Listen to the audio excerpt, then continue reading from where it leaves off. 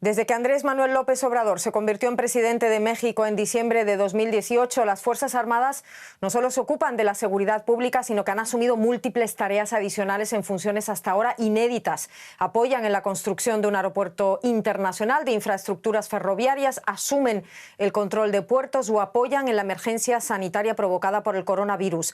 ¿Cuál es el papel que juegan el Ejército y la Marina en la vida pública del país? ¿Cómo influye esto en la separación de poderes? ¿Y hacia dónde va el gobierno de Andrés Manuel López Obrador también en cuanto a la escalada de tensión que estamos viendo con la prensa? Hablamos de todo esto con el investigador y académico mexicano José Boldenberg en nuestra entrevista de la semana aquí en DW. Bienvenido, señor Boldenberg.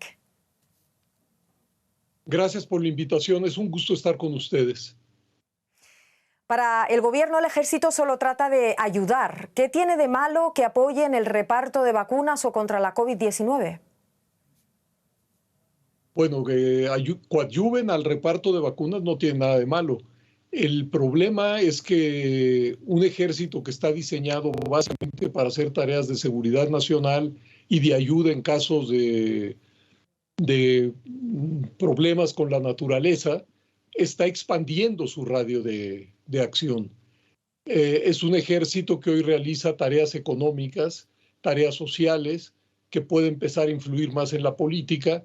Y bueno, lo que se ha hecho en las últimas décadas en nuestro país es intentar que el ejército esté siempre bajo el mando civil y que él mismo no sea un protagonista de la política. No nos conviene a nosotros, como a ningún otro país de América Latina y creo que del mundo, que el ejército se vaya a acabar convirtiendo en una especie de fiel de la balanza en asuntos políticos, además de que empiece a administrar obras públicas y que los negocios sean precisamente para el ejército.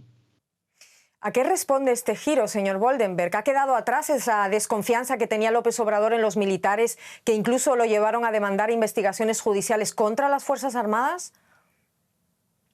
No le puedo responder de manera rotunda su pregunta porque no sé qué es lo que ha pasado con el propio presidente. Mientras fue candidato, su postulado fue exactamente el contrario, que había que había que meter de nuevo al ejército a los cuarteles porque las tareas de seguridad las tenía que asumir pues las policías. Y sin embargo, una vez que llegó al gobierno, no solamente ha sacado al ejército para hacer este tipo de tareas, sino que ha creado una Guardia Nacional que la Constitución dice que tiene que tener un mando civil y sin embargo, contraviniendo lo que dice la Constitución, tiene un mando militar. ¿Cree que se ha alejado AMLO de la propuesta política democrática que lo llevó a ganar las elecciones en 2018? ¿Es un presidente progresista y de izquierda? Mire, yo creo que no es un presidente, por desgracia, comprometido con la democracia. Todo lo contrario. Mi temor mayor es que mucho de lo construido en los últimos años en México, en ese terreno, empiece a ser erosionado por el presidente de la República. Para que esto no sean palabras vanas, déjeme ponerle algunos ejemplos. El presidente cree estar por encima de la Constitución y la ley y ha realizado una serie de acciones que son notoriamente ilegales. Tampoco parece saber convivir con otros poderes constitucionales. Cuando los jueces o en el propio poder legislativo se alzan voces críticas a él, inmediatamente las descalifica. No entra. ¿Pero nos puede dar algunos ejemplos de cómo se atenta contra esa Constitución? ¿Ejemplos concretos? Sí, claro. Por ejemplo, la Constitución dice con muchísima claridad que el presidente de la Corte debe de durar en funciones 4 años, que no hay reelección y que es electo por los otros miembros de la Suprema Corte de Justicia de la Nación. Bueno, el presidente y el Congreso, en el que tiene mayoría, intentaron alargar el periodo de quien hoy es presidente de la Corte. Es decir, Arturo Saldívar se refiere, ¿verdad? ¿Perdón? Arturo Saldívar se refiere, ¿verdad? Exactamente, exactamente.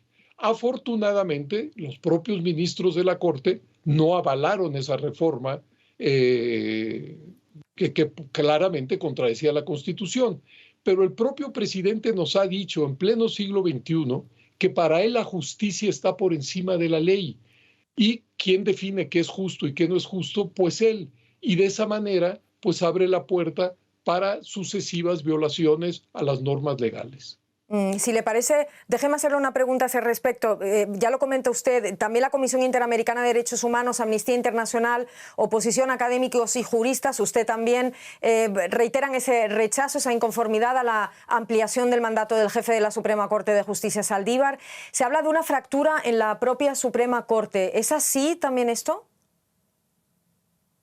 No sé si existe una fractura, pero ha habido, digamos, diferentes votaciones divididas, lo cual es absolutamente natural en un cuerpo colegiado. Pero, por ejemplo, la Corte, en un momento determinado, no, no paró lo que yo creo que es un despropósito, que es ahora estamos en un proceso de supuesta revocación de mandato, que todo ha acontecido a contracorriente ya no solamente de la ley, sino de la propia lógica. Pero no sé si haya tiempo para explicar esto. ¿Qué es lo que hace falta para que los poderes judicial y legislativo, a quienes constitucionalmente les corresponde hacer un contrapeso al Ejecutivo, que no lo hay según usted, realmente lo sean? ¿Está en peligro la separación de poderes en México? ¿Es lo que me está intentando decir? Sí hay problemas, pero todavía la Corte sí ha sido en algunas ocasiones un dique a las pretensiones del presidente. La Corte, hasta donde yo alcanzo a ver, existen diferentes voces y hay un núcleo dentro de la Corte fuerte que está comprometida con garantizar que la Constitución y las leyes se cumplan. Ahora, a lo largo de esta administración han entrado ministros que, como dice la Constitución, son propuestos por el presidente y aprobados por el Senado, y que en ocasiones han dado muestras de estar alineados a la voluntad presidencial. En el caso del Congreso, la Cámara de Diputados se acaba de renovar ahora en 2021 y hay un mejor equilibrio de fuerzas. Mientras en la Cámara de 2018 a 2021, digamos que la coalición gobernante, es decir, Morena y los dos partidos que forman parte de su coalición, tenían mayoría calificada de votos, hoy no la tienen. Hoy tienen mayoría absoluta de votos, pero no pueden por sí mismos cambiar la Constitución. Y en ese sentido, los partidos de oposición en el Congreso sí tienen la posibilidad de frenar muchas de las iniciativas presidenciales. Es decir, si por el presidente fuera, le gustaría que no tener contrapesos, porque él cree que encarna la voluntad popular. Pero afortunadamente en México, a lo largo de los últimos años, pues se construyeron contrapesos institucionales, contrapesos desde la prensa, contrapesos desde la sociedad civil. Es decir, el presidente afortunadamente no está solo en el escenario.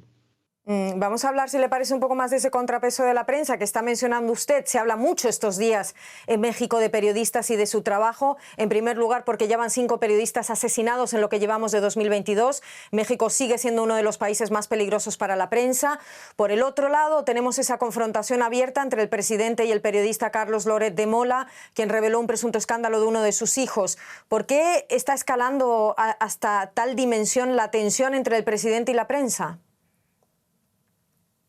Bueno, si hubiera que decirlo en una frase, yo le diría, porque al presidente no soporta que existan voces disidentes y críticas. Ese es el problema de fondo.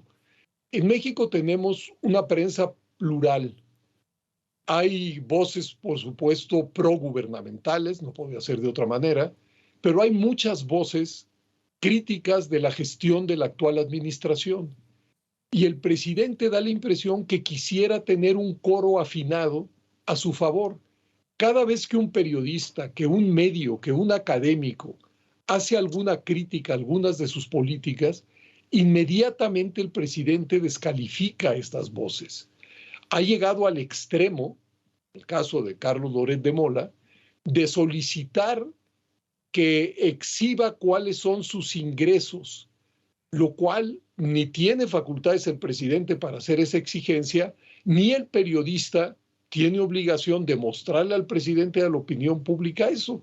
Por supuesto, me imagino que sus declaraciones de impuestos están en la Secretaría de Hacienda y están resguardados por el secreto fiscal y el secreto bancario.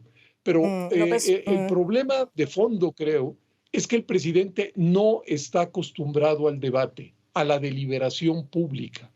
Por supuesto que si él quiere desmentir, modular, argumentar, poner nuevas evidencias en el debate, tiene todo el derecho, pero no hace eso, no coloca nuevas evidencias o nuevos argumentos, no trata de desmontar lo que dicen sus adversarios.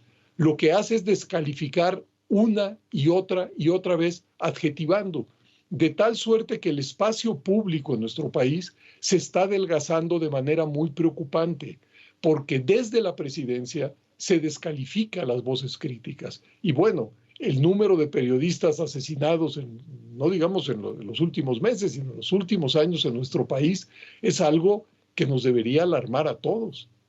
¿Qué es lo que tendría que pasar? Porque realmente es alarmante. A nivel mundial mueren muchísimos periodistas ejerciendo además su profesión.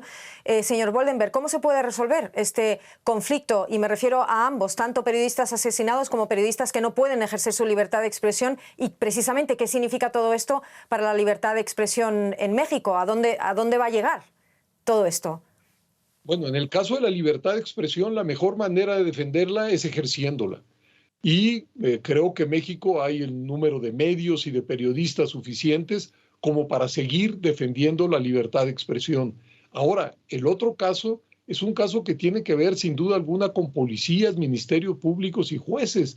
El grave problema de los asesinatos, además el grave problema de los asesinatos, está en que la inmensa mayoría quedan impunes. Es decir, que no hemos sido capaces como país de castigar a aquellos que atentan contra los periodistas. Y entonces se vuelve un círculo que se retroalimenta de manera perversa. Sucede el asesinato, las autoridades dicen que lo van a aclarar, nunca se aclaran, los culpables quedan impunes y eso va generando un ambiente pues de miedo, de tensión y también de mucha indignación. José Woldenberg, muchísimas gracias por concedernos esta entrevista aquí en DW para América Latina. Un cordialísimo saludo a Ciudad de México. Gracias. Gracias a ustedes.